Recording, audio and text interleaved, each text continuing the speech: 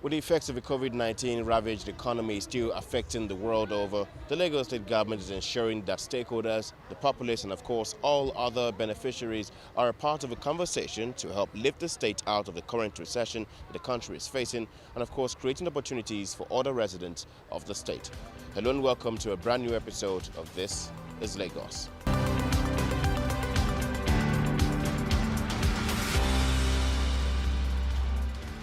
Gathered here are players within the real estate sector and real estate officials as the Lagos State government looks to further close the communication gap between both parties. Having the right information and understanding the various operational environment by investors or investees is very key, and this can be achieved through coaching and professional conferences like this. The stakeholders take turns to identify some of the several issues hindering the pace of real estate in Lagos, calling for policy and attitudinal change. Because without good documentation, we cannot sell the product. The would-be buyers also cannot get any mortgage because no bank will give you mortgage if your documentation is not complete. There is a lot of dead capital in Lagos State. People who are perceived to be poor because they do not have title to their property. When you have the multi-story buildings and the kind of title that you would get when you purchase a flat or a condominium, and how secure are you with that title? The mortgages here are just mortgages by name. They are extremely expensive. We've approached several banks when we were doing the Blue Water development, and all the rates were 19% and 20%, which nobody could afford. Incidences that we have seen, has brought out the need for funds to be escrowed for off-takers. Just so that when anything happens, that fund can be moved to some other developer to complete that project and that transaction. For the governor, the incessant building collapses the state and country experiences is due to the human-to-human interaction between developers and enforcement units. Governor Sanwo-Olu goes on to challenge developers to use their capacity to empower residents to become skilled laborers who can become the bedrock of the country's development. We know that for the size of this city, there will be officers that have also brought us down, that has reduced our name. We know. We're not going to stand here and say that everybody that has worked for us is holy. But we're dealing with them. And all of us that are watching Premiership every day, all of those guys that you see on television, those are the skills they are. They are the tilers, they are the plumbers, they are the electricians, they are the individual skilled laborers who have the resources on a week-on-week basis to pay £50, to pay £70, to pay $100 to go and watch a football match, because they are all well paid and all well trained. The state governor also directed the full accession of untitled land in Lagos to curb land grabbing in the state.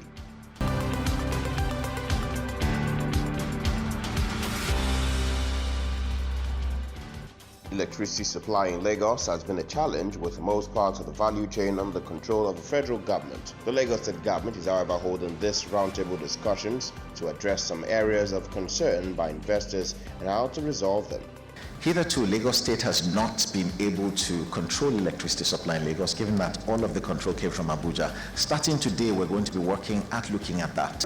We have gotten to the stage where, after several consultations and in collaboration with a private law firm, developed a bill, a proposed bill, which entails the objectives of this policy.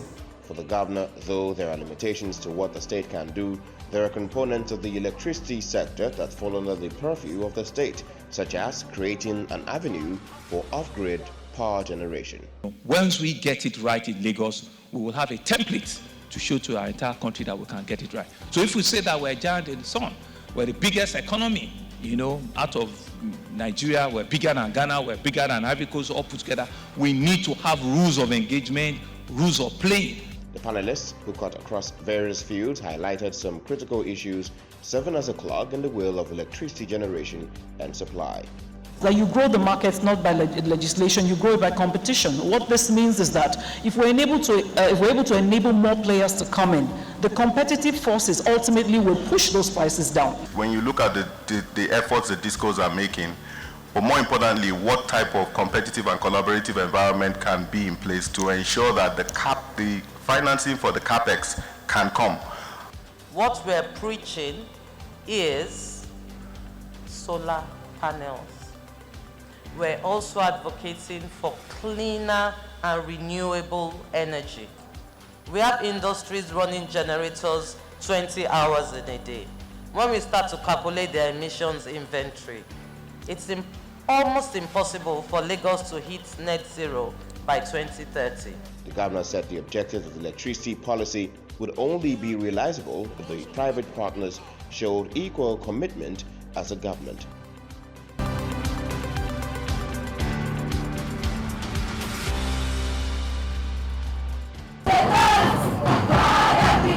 The Lagos State government is in Ikorodu to commission a block of 12 classrooms and a 182-bed dormitory, as well as other facilities for students at a model college in the area.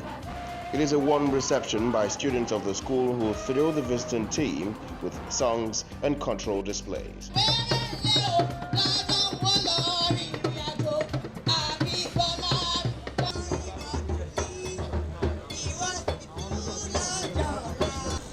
Interesting thing to note about the hostel is that at the upper part in the second building, there's a reading room for students to study after school hours. And at the lower level, we have a laundromat for the students to do their laundry. I think this is the first laundromat that we are commissioning and the first of many in our model college. We have aluminum windows because we observed that using aluminum metal sheets as windows is not good enough, so we decided to bring back these aluminum windows so they can have light. Even when there is no light, when there is no electricity in the school, they can at least see. The governor is, however, more concerned about cases of violence and abuse in schools. He warns students against bullying and urges victims or witnesses to report such cases to the appropriate authorities to prevent emotional and physical torture. I do not want to have students that will be condoning bullying or cultism in your schools. You have to renounce and deny and stay away from this kind of acts. If you see something, say something. And I want to encourage the teachers as well. Please, listen to the little stuff that your pupils are telling you, so that they can tell you the big ones when it affects them. Listen to the little stories. Listen to their yearning. Residents of Igbokuta say the school still needs more infrastructural development, as the newly commissioned projects may not be of benefit to all students of the school. For this you have done for us, we are thanking you, sir. We are still seeking for your support. We are Oliver Twist. The school still need more of your infrastructural development. Junior secondary school. The state government says education has been a focal point of its administration, with Lagos pegging the highest budget to the sector from all states in the previous and next budget.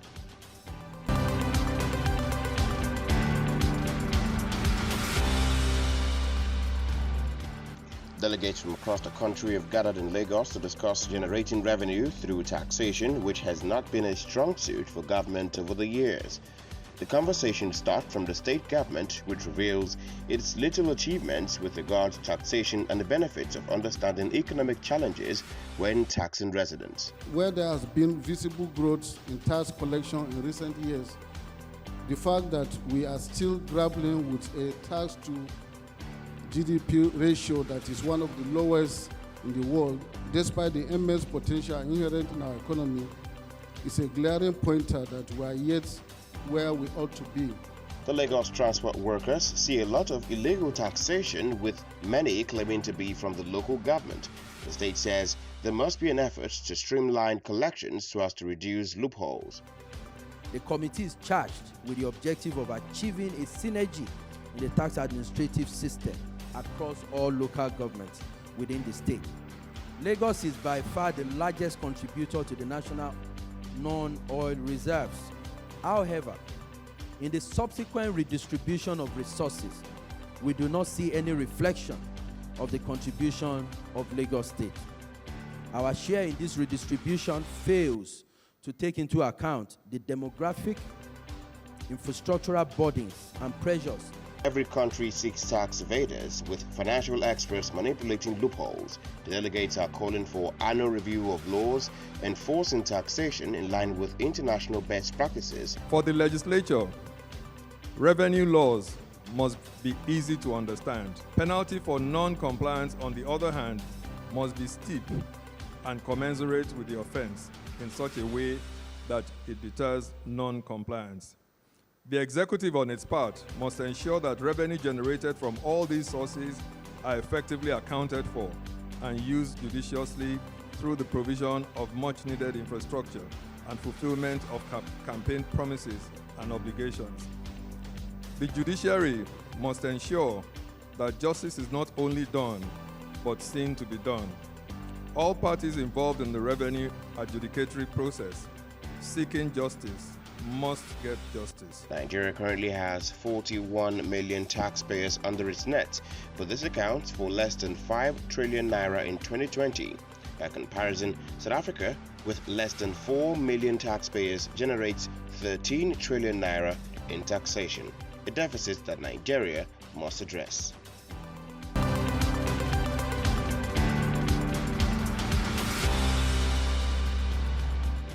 Lagos, surrounded by the aquatic ocean, has a lot of fishermen and farmers all making a living. This, however, doesn't portend to meeting the increasing demand for consumption. The Lagos State government sees an opportunity that must be utilized to create jobs for more residents and reduce the country's foreign exchange. Currently, fish production in the state stands at about 155,000 tons per annum, against the demand of 374,000 tons per annum. These wide gaps shows great opportunity for investment, wealth creation, and employment opportunities for young people in particular. We want to see or hear changes about our fishing and our fishers' attitude toward fishing in Lagos State. Achieving this will, however, be a tall order, but one step to seeing this becoming a reality is to ensure the nation's water bodies is well regulated to preserve the fishes from extinction and improve their chances of breeding. Young ones are available in large quantities. That's especially during the raining season. That's when most fish species breed in our waters. So during this period, control should be there so that the young fish that have been newly hatched are not caught. For us to start, we're first going to have to start before we can get to commercial level, before we can now get to importation level or exportation or international level. So it's a step, it's something that should go gradually. For the regulators here, there are ways to ensure they can perform their duties more smoothly, challenging the state and federal government to take action. I think you need a kind of legislative backing to show that, okay, there has been an enactment that will support you when you go to the field. Because when you are telling fishermen, don't do this, don't do that, this is the penalty. There is need for you to show them the exact penalty in order to serve as deterrent. Those gathered here say when proper regulations are in place, Nigeria can become an exporter of aquatic food, as a code of conduct for responsible fisheries can be implemented even on private ponds.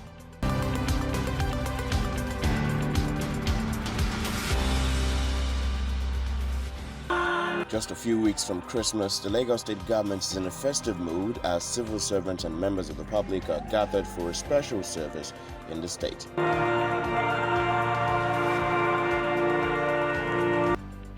Even as we get in the euphoria of this season, it is important that we remember and offer special supplications for the less privileged in our midst, as well as pray for the peace and development of our beloved state and country. We are therefore called to live a life of robust faith, even when we live in a wicked world that is full of pains and trials. The message from the preacher is for those in office to play their part and entrench the values of the Christian faith to their colleagues in public in a discharge of their duties. Those of you who are still there, you are courage, you are still in service, do good to everybody. Be nice to your subordinates, because one day you will leave. And if you leave, you are on your own. The state government is asking the public to extend a hand of fellowship to those around them to help those in need, especially in the current economic climate. We're particular about their salvation, and we're particular about this season. This season is the season of the birth of Jesus Christ, and we know we can't only enjoy Christmas without sharing with other people. So we have shared, we have gone out to ensure that they enjoy Christmas the same way we shall also enjoy our Christmas. The festivities set to be underway, many would hope the Christmas period will serve as a healing period for Lagos in the face of several challenges.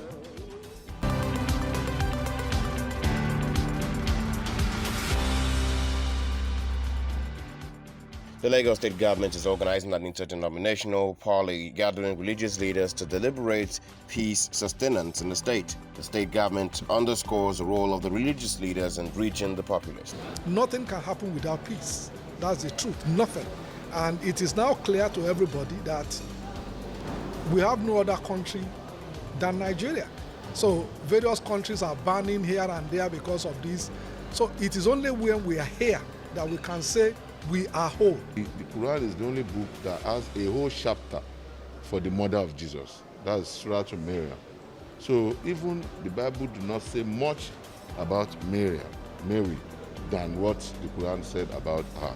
So this shows that the two religions should be together, and the only thing that can cause issues among them is selfishness. The leaders from various denominations and religions are championing a peaceful coexistence, as they say this is critical to the development of the state and the country. The Iraqis at one time had invited problem, chaos to their country. It came, it destroyed their country, and they are now rushing out. Nobody wants the Iraqis at all. We should be careful. We should not push Nigeria to the level that nobody will want Nigerians. We must meet, we must joy rather than war. And we believe in this. Last week, Sheikh Ahmed was in my church, and we had a wonderful time together. So as long as we continue to live together, we must discuss, and we must resolve whatever is arising from any gathering or from anything in the society. The panel discussion highlights, amongst other things, gender inclusion in the modern society.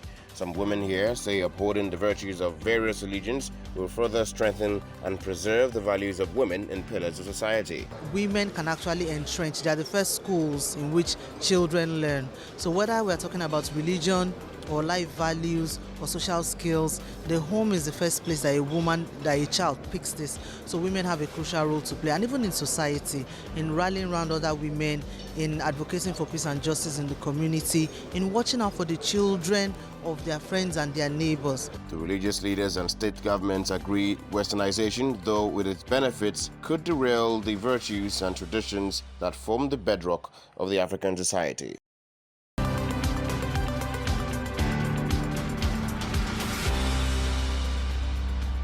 Lagos Waste Management Authority, LOMA, and its sister agency, Lagos State Parks and Gardens Agency, LASPAC, have collaborated to use PET bottles and discarded old tires to build lovely ecosystem-friendly Christmas trees, demonstrating to residents that waste materials could be used to creatively improve the aesthetics of the environment. Speaking during an exclusive interview with Silverbird News Crew in his office, the Managing Director, CEO of LOMA, Mr. Ibrahim Odumboni, stated that the authority has chosen to promote the recycling initiative by building the Christmas trees from recyclable items. We're not in North Pole, where we have trees and all those things growing, all those pine trees growing there. So what do we have? Let's use what we have, what's been discarded, to make something that is desirable.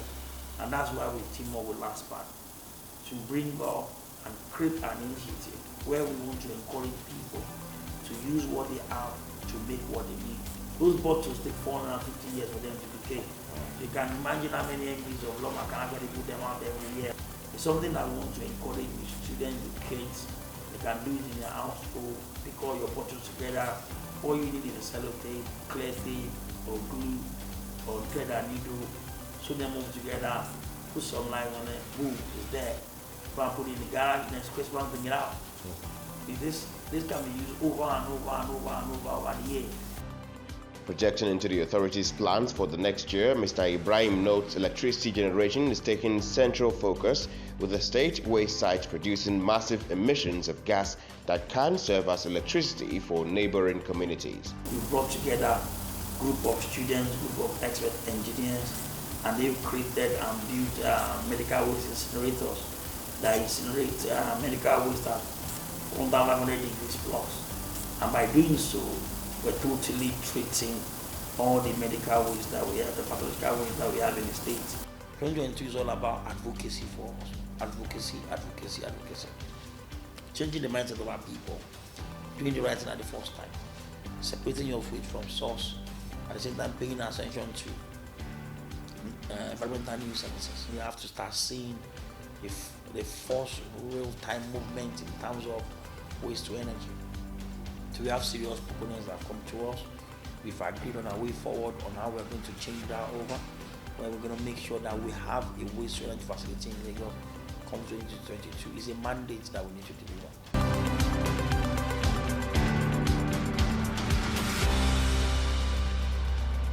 The Lagos State Waste Management Authority, LOMA, has partnered the West Africa ENRG, an environmental services company, for a thorough cleanup of heaps of refuse in black spots along the Lagos-Badagry Expressway stretching 19 kilometers from Mile 2 to Iyanoiba. The managing director, CEO of LOMA, Mr. Ibrahim Odumboni, said the move was meant to put a permanent stop to the menace of highway littering and indiscriminate dumping of waste along the corridor, adding that the agency would also focus on the sustainability of the work done.